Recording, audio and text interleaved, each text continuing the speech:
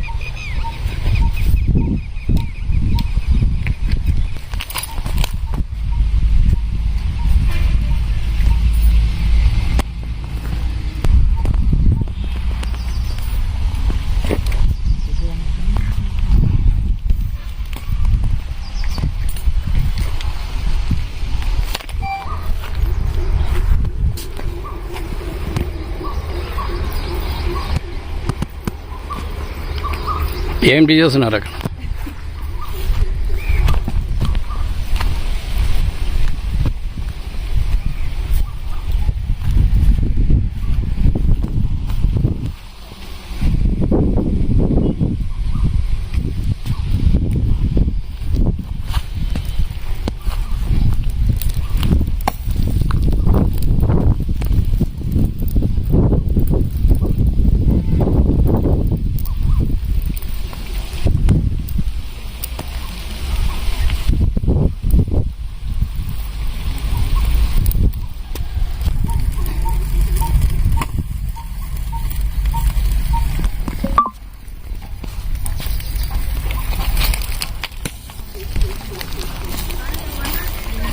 ప్రాథమిక ఆరోగ్య సిబ్బంది.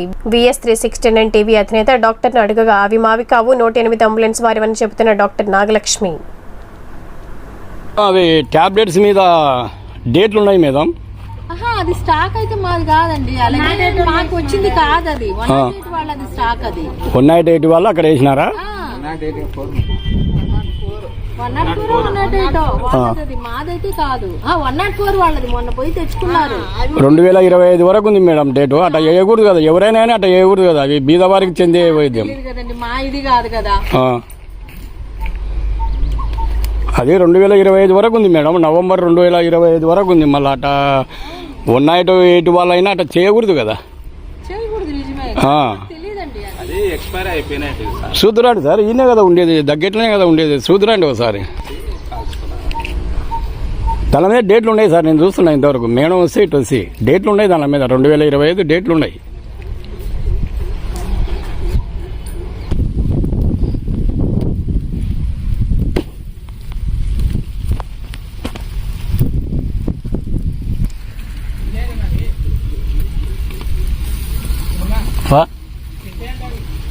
Huh?